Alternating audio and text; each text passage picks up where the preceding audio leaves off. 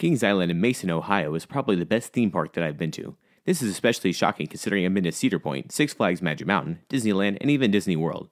What makes this park awesome is the great atmosphere, the amazing ride-ups, and of course, the roller coasters. And without further ado, here are my favorite roller coasters at Kings Island.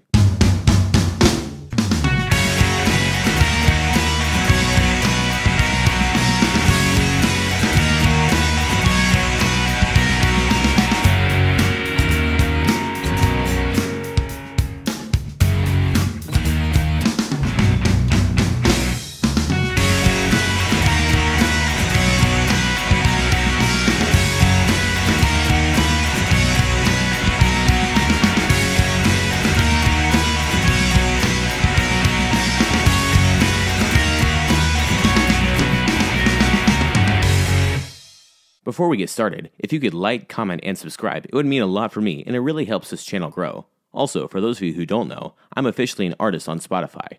If you want to listen to my song Thrasher, click the link in the description. Anyways, on to the list. Number 14, Great Pumpkin Coaster, an E&F Myler family coaster. Honestly, this should be expected. This is by far the most tame coaster in the park, and it's really amazing that the ride-op let me on this ride. There also was this really nasty jolt on the lift hill that was not comfortable, so that didn't help either. Normally I don't feel shame riding kiddie coasters, but it was definitely weird and awkward riding this by myself. Number 13, Woodstock's Air Rail, a Vekoma suspended family coaster. When other enthusiasts were calling this ride a quote-unquote hang and bang, I was expecting the worst, but I got little to no headbanging, which was nice. It wasn't a smooth ride by any means, but it wasn't that unpleasant. Overall, this ride is just really tame and kind of boring, but again, it's a kiddie coaster, so what are you going to do? Number 12, Woodstock Express, a PTC family wooden coaster. As expected, this is definitely the best family coaster at Kings Island. Maybe. I missed the family boomerang by like a week. This is a very smooth and very fun family wooden coaster. There's nothing too special about this ride, but the buzz bar restraints make this ride very enjoyable. Overall, it's just a fun little family coaster. Number 11, Adventure Express, an aerodynamics mine train coaster. This is one of the best mine trains that I've ever ridden. The fact that it has a main part of the ride before the first lift is pretty amazing use of terrain. The theme of this ride is also really cool, from the little tunnel sections to the speakers to the drummers at the end. The ride is kind of jerky, so it's not perfect, but what do you expect from an aero from the 90s? I do wish I rode it a second time, but I wanted to ride other great coasters at my time during Kings Island. Also, shout out to the ride-op who very clearly wanted to work at another ride. I feel you, man. Sounds pretty good. At least one person liked it. There you go. Number 10, Intego, a Vekoma Intego. If you watch my vlog, you know that I was getting flashbacks when I was getting on this ride. And the fact that a freaking cage was between me and the train was not helping in the slightest. The ride itself, however, was actually quite enjoyable. It was also very, very intense. On the return trip, I almost completely blacked out, which was very unexpected. The reason it's ranked this low is because it's just another boomerang, except you're hanging underneath the train. Overall, it's a fun ride, but not something I'd ride more than once on a trip.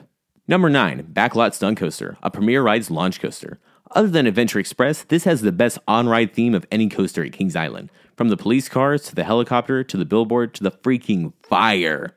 This ride has it all. The ride itself is kind of just okay though. The helix at the beginning was a little less intense than I thought it would be, but the indoor section was pretty unexpected and very fun. It's not themed to the Italian Job anymore, but it's still a lot of fun. Number 8, Flight of Fear, a Premier Rides indoor launch coaster. Continuing the theme of, well, theming, Flight of Fear has probably my favorite queue line in all of Kings Island. It has a very cool and creepy storyline in the first part of the indoor queue. You go inside a freaking UFO, and the aliens. Oh, and did I mention that the warehouse you're in is literally Hangar 18?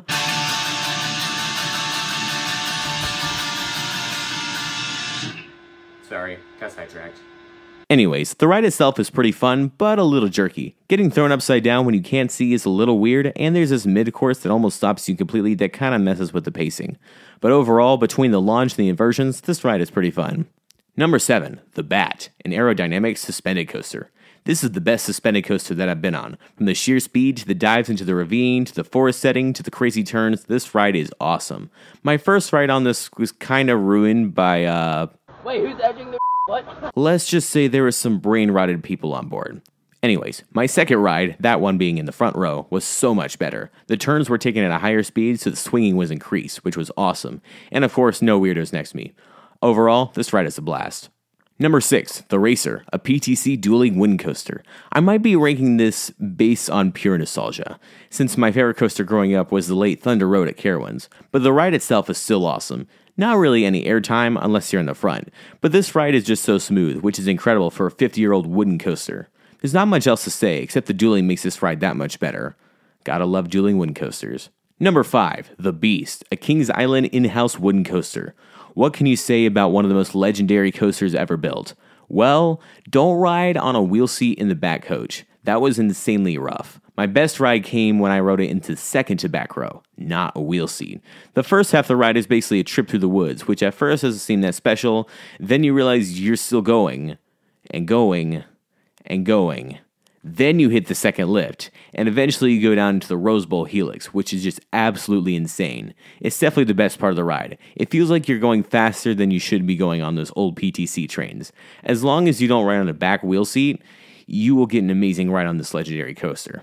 Also, I need to get back to ride this at night. Number 4, Banshee, a B&M inverted coaster. If it weren't for Afterburn, this would be my favorite invert. The reason I like this one so much is because instead of focusing on intense elements, it focuses on floaty elements. These include the Immelman and that last Heartline roll.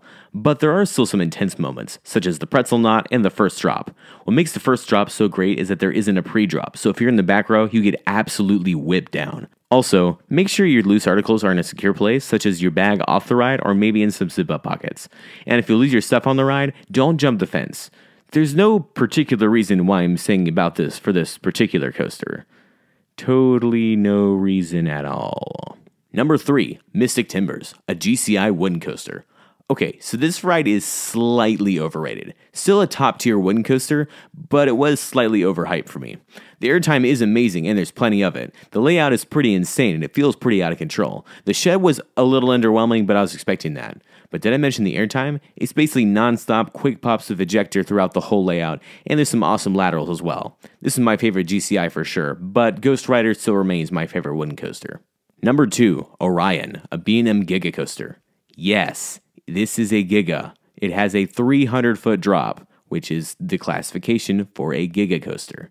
This might have my favorite first drop of all freaking time. It's almost vertical, and in the back row, you get flung over it. The wave turn and turnaround are admittedly kind of weak, but the trimmed hill and the speed hill are some of the best moments of the ride. The Helix is okay in the back, but in the front, it pulls some decent forces. This is definitely a better Giga coaster than Millennium Force, but of course, Fury reigns supremes. Also, this picture is kind of unsettling. Bro, why is it only the teenage guys who hit on me? Like, seriously. Number 1, Diamondback, a B&M hypercoaster. I mean, what else would it be? I picked this to be my number 100 coaster for a reason. This is by far my favorite hypercoaster, and it's easily the best in the park. Yeah, the layout is a little bit redundant, but what do you expect from a B&M hyper? It's just airtime galore. On about the 4th ride I got on this, I thought, it'd be cool to count how long the airtime hill lasts. It lasted 7 seconds. 7 freaking seconds. I never got around to riding the front since I was just glued to the last few rows, but that was no problem. The back is just so amazing, especially if you stick your arms out when you hit the splashdown. This ride is just so freaking awesome. I love it. And that's the list. If you haven't subscribed yet, please subscribe. Also, leave a like and comment. It really helps the channel grow. I post lots of other coaster and metal related content on this channel. If you're interested in the band System of a Down, I'm in the middle of my video series where I'm playing every song by them. Anyways, like and subscribe for more, and I'll see you next time. Bye bye.